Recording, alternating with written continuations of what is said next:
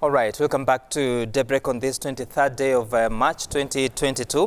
My name is Sam Gitukuno, just in time to have a look at what is informing public conversations. We are joined by Honorable Gladys Bose, the woman representative for Uasin Gishu County. Here she is. Good morning, Honorable. Good morning, and thank you for having me. Right, and later on we'll be joined by one Gladys Wanga. We're trying to connect with her so that she can join the conversation. But I want to quickly look at what is on the front pages of the two dailies. And I want to begin with the Standard, that you'll see why Ruto's removal plan flopped. Jubilee stop organ decision. This is President Uhuru Kenyatta's men have put out on hold the push to fire his deputy from the leadership of the ruling party in what confirms report of a split in opinion among top officials. Vice Chair David Morathe cited the need to stand in solidarity with Tanzania's ruling CCM as they mourn the death of President Magufuli. But also a story that would catch your interest down there. Uhuru, Raila ally surprise BBI move, a new clamor by a House team. A House team populated by allies of Uhuru and Raila to amend the BBI bill has raised the heat over what has been dubbed Parliament's ceremonial role. We'll be getting to these conversations later on as soon as Gladys Wanga joins us. But let's first take a look at what's happening in the country with the COVID-19 situation. So many deaths being reported as of last week, the whole of last week, 7 days up to Sunday. 98 people lost their lives, and there were more than 7,400 infections reported in those 7 days. And the situation is getting worse. You've heard from the Cabinet Secretary, that is Mutahi Kagwe, saying that the hospitals are overstretched and warning that he had said that the third wave would be so unforgiving. What are your thoughts at this time that we are now learning that most of the ICU facilities are overstretched, despite a promise in December last year that there were 827 ICU beds that would take care of COVID-19 patients, but now it appears that was just on paper more than on the ground. Honorable Boss. Good morning again. I think I'm glad that the minister is owning up to the fact that we now have a crisis, but his speech falls short of explaining the details to us. We want to know as Kenyans, how many ICU beds do we have? We must have it broken down to each county so that Kenyans do know. We need to know how many are occupied at the moment, what's the balance that we have, and the measures that the country has, or the Ministry of Health has, in place for should we have another uptake of more patients that need ICU beds. Mm-hmm. We need to know the beds that had been, because remember there was centers that were set up. We saw photographs on TV of big, they almost look like classrooms or school auditoriums where they put in beds, and they told us that they have ICU machines there. But we are not getting the figures. And I think it is something that you, members of the Fourth Estate, the media, can help Kenyans in interrogating this further, so that we not be told, I had told you that the surge would be unforgiving. We don't need him to tell us that. That is pedestrian talk, which I don't expect the Minister of Health to make statements like that. We want facts and figures and data. Mm-hmm. And then we need exact measures that will be taken, so that he says, we only have so many ICU beds remaining. And because we have a shortage of ICU beds in the public sector, we have another number of so many ICU beds in the private sector, in the private hospitals. The government is going to try and partner with the private hospitals to ensure that they can take patients on behalf of the government, because that is what we have to do. We know very well in Kenya that about 42% thereabouts of healthcare is of hospitals are owned by government owned. And then we have another 41% mm-hmm. that are in the private sector. And then we have 8% that are owned by what they call faith-owned healthcare hospitals. And then we have another 2% probably with NGOs. So we want Mutahi Kagwe to tell us, mm-hmm. we have this much, we shall have a shortage, but we will, because I don't think the government has time to start importing, in the interim, to start importing ICU beds. Right. I mean, that's the ventilators and so on. So they'd have to look to the private sector, something they haven't done. But they can partner with the private sector as they are waiting for the ventilators to come in. They should be able to tell us, we are able to ship in there are some simple ventilators that other countries have used. And they should be able to learn from that and give us those facts and figures. Not telling us, I warned you, I told you, it's going to be tough. That is not a way for a Minister of Health to speak to us. We'll talk about some of your proposals, even as we bring on board Gladys Wanga from Homa Bay. But first, let's listen to Mutahi Kagwe, the Cabinet Secretary, on what he exactly said on what this third wave was to be. But even as we continue to battle this third wave, of which I cautioned you would come with a vengeance, the only way to curtail the spread is to ensure that we strictly adhere to the containment measures that we have advised. It is unreasonable for you and for the government and for others acting in good faith to explain to a person that you are walking into a hole by not wearing a mask, by not doing whatever needs to be done. You save my life, let me save yours. Our health facilities are currently overstretched, but this does not mean that they have been overrun. We have witnessed a huge number of hospitalizations lately.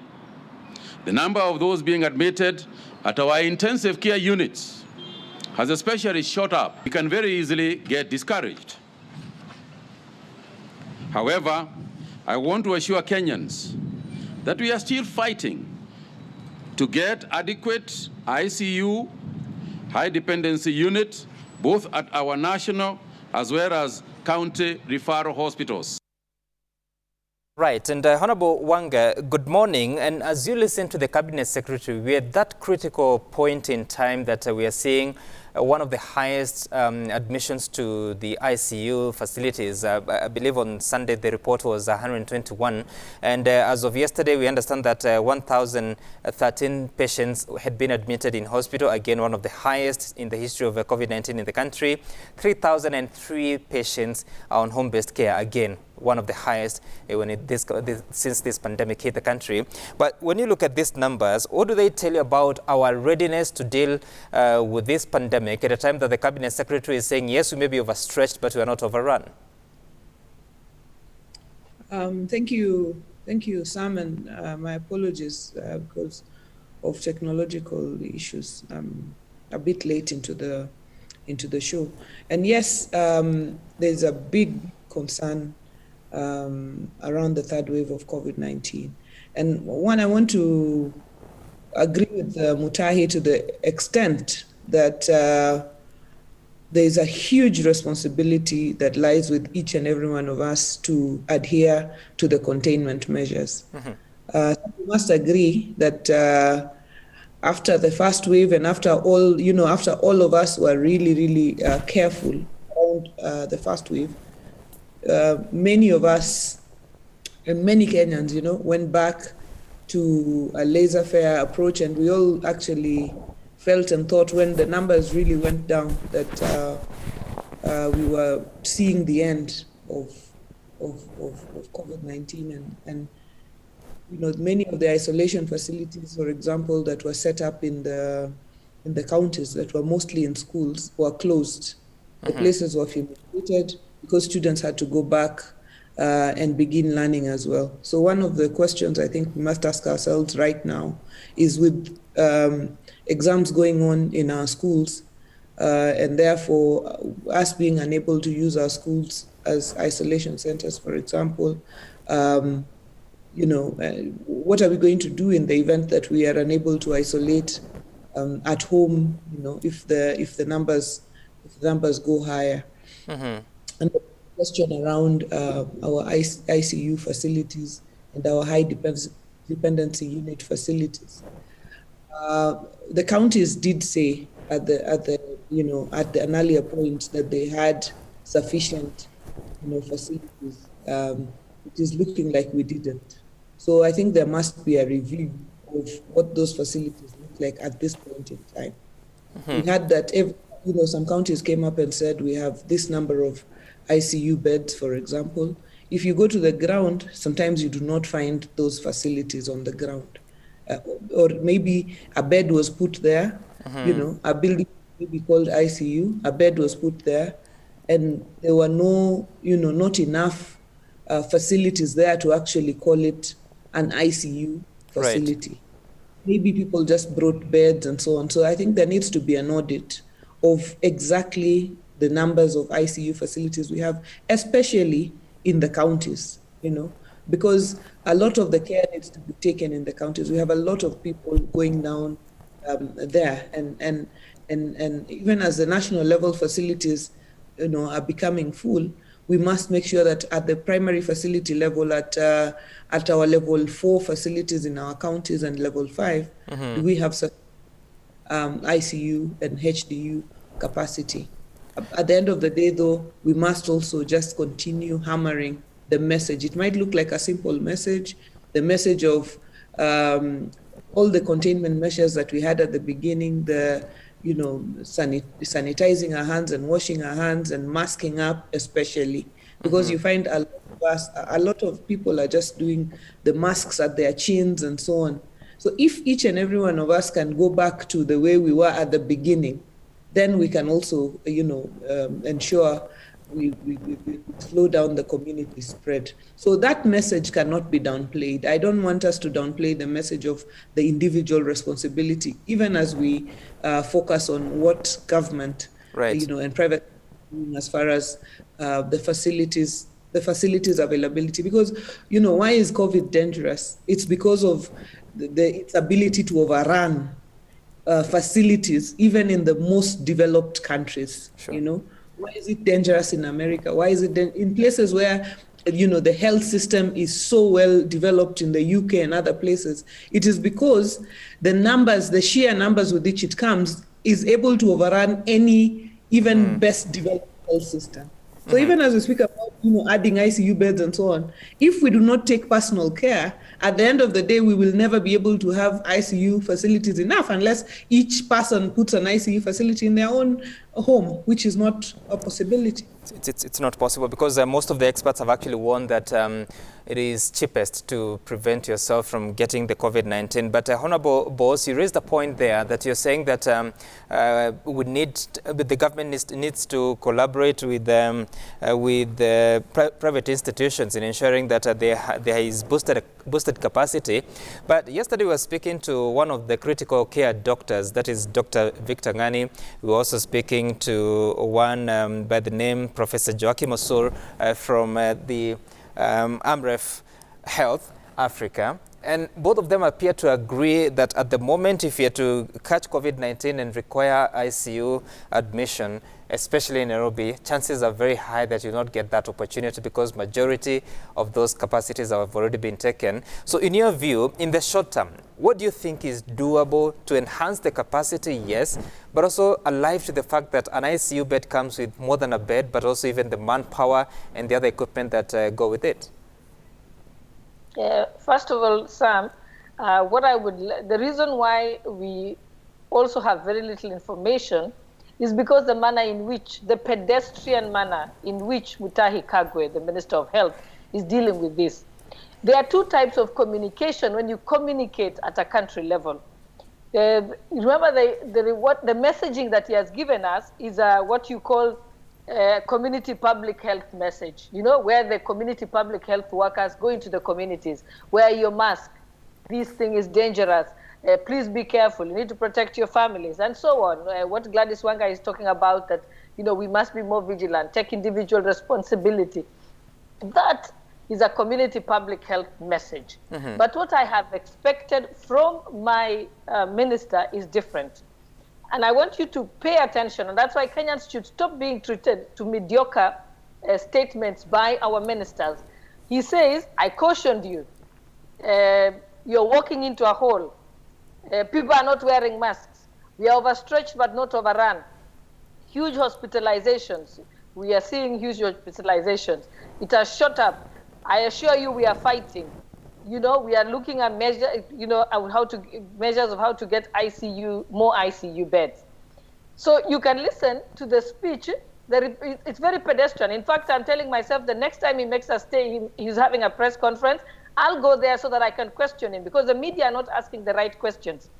What I expect at a policy level from a Minister of Health is the way you structure it is when you say what, where, how, why, and the response.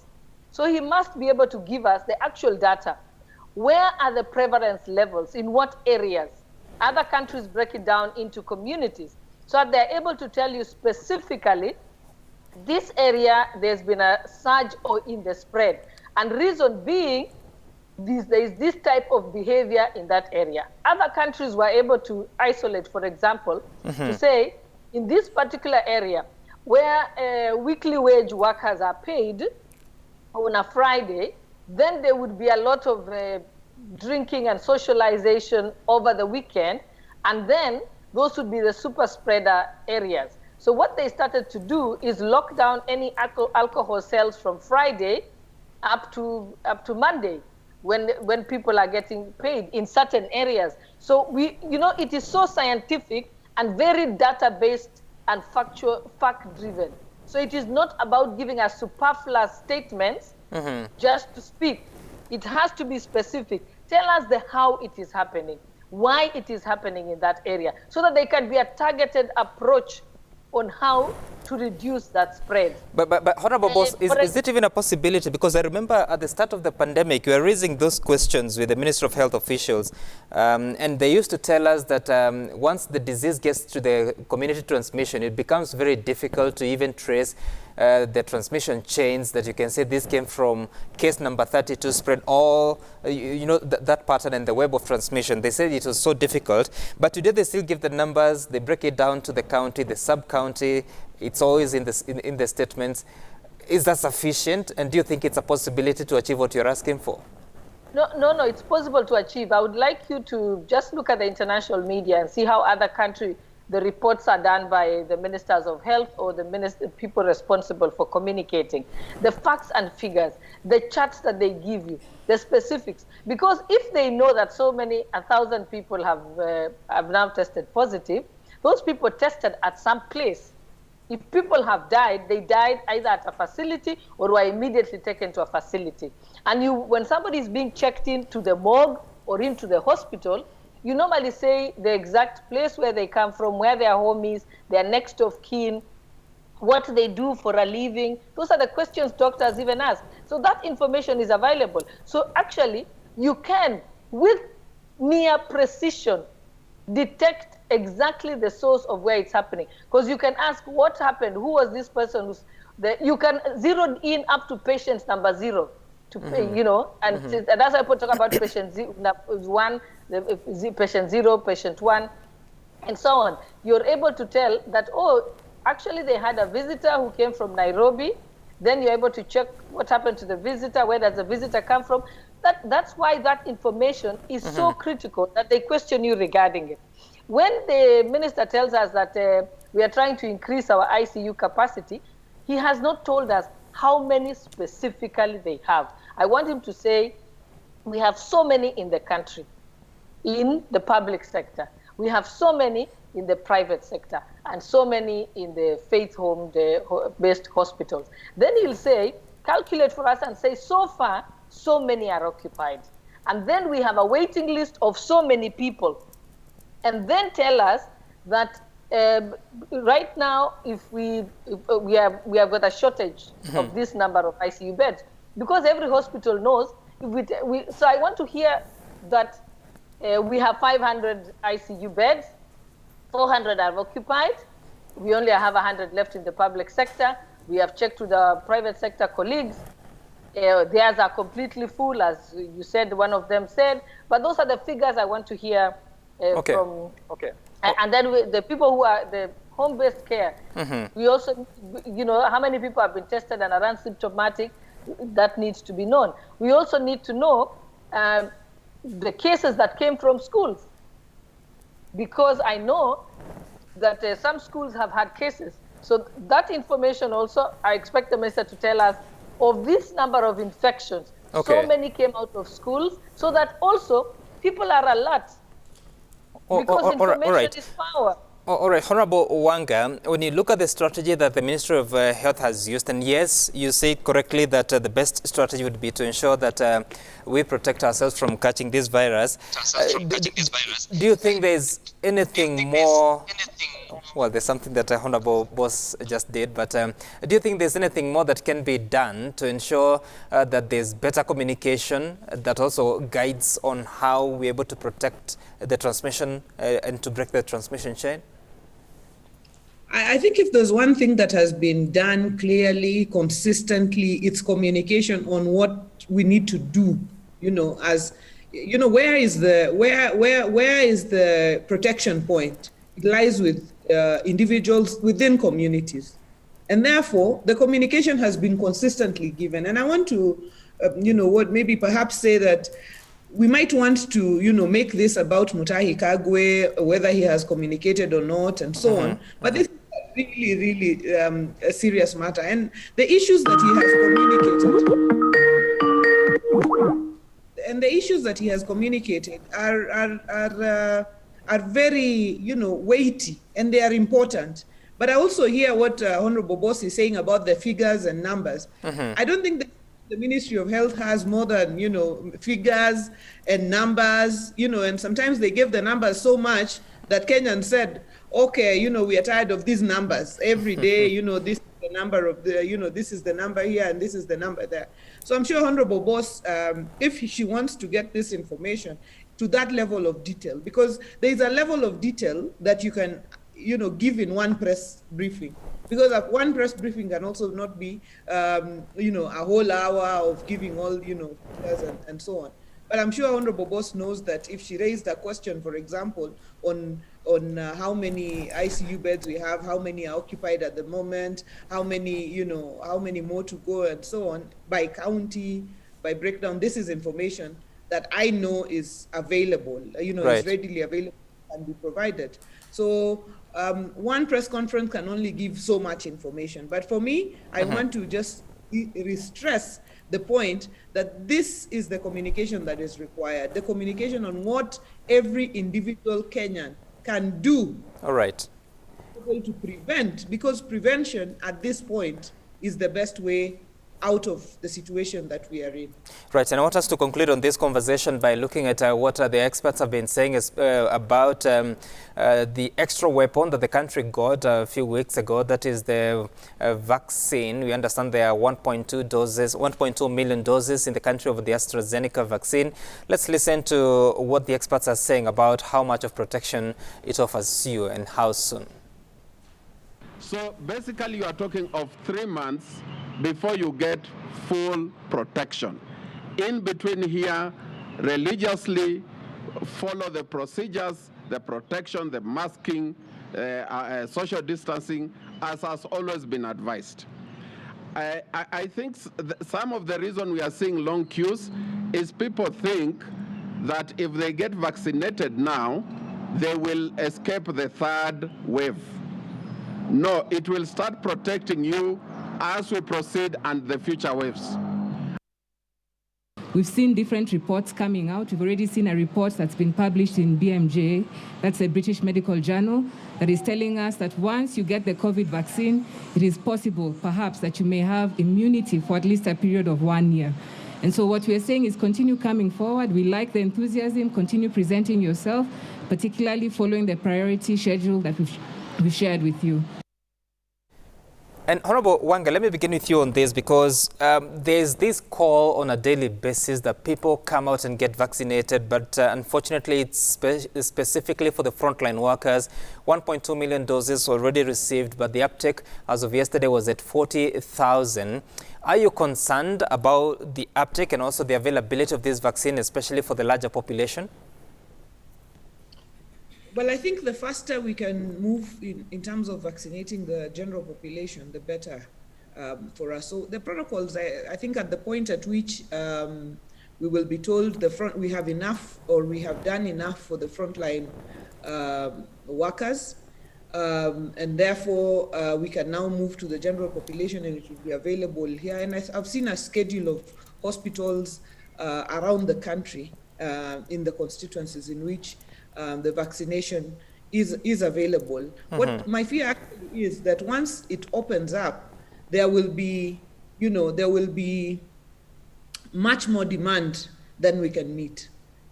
This is where, I sit, because I know 40,000 has been done out of the 1.2, but it's only because the messaging has been, first let's have our frontline workers. So the rest of Kenyans have sort of stepped back to wait for our frontline, workers to board fast in terms of vaccination. But in terms of uptake, I'm not too worried, because if you look at Kenyans, the history with vaccination, right? We are usually at nearly 100%, even with having our children vaccinated, and so on. So long as the messaging is clear, so long as we continue, I think a bit of fears that came around AstraZeneca and the fears that we saw in Europe and so on, but those have been cleared, including by WHO. So I think Kenyans will be able to move as soon as they are advised as to how. I'm not worried that uptake will be a problem. So messaging is constant. Okay, Honorable Boss, your views about the ongoing vaccination drive. Have you gotten the jab? I haven't gotten the jab, but I will whenever it will be available to me. But I think I must commend the government on this one, just getting the vaccines into the country and starting to vaccinate our health workers. I wished it could move faster than it's moving now, so I hope that our health workers will be encouraged to turn out and have the vaccinations. And remember that Kenya has had a lot of experience with vaccinations. You will go to the smallest village dispensary, but you will find that mothers faithfully take their newborns and growing children to go and have vaccinations. So this is, Kenyans understand about having vaccines. So the only thing is, as long as the rollout is done in the manner in which the country has done, availed polio vaccines and tuberculosis vaccines up to the village level, then we are safe, as long as they don't expect people to go to the larger health centers, because vaccinations have been conducted to the lowest primary level for many years, from since I was a child. So I think this is something Kenyans are acutely aware, and they are able to jump in. I have no doubt. So it's the government just making sure it's available at that, and that's what I would encourage and plead, that it's made available to that level. And then, of course, the schedule, so that people know who are the priority members of our society that will receive it. I would, again, that's another facts and figures that we would like to have is how many health workers do we have in the country, so that we know that we have 1.2 million vaccines. So much will go to our health workers. The balance of from the 1.2 million will then go to this specific population in this order.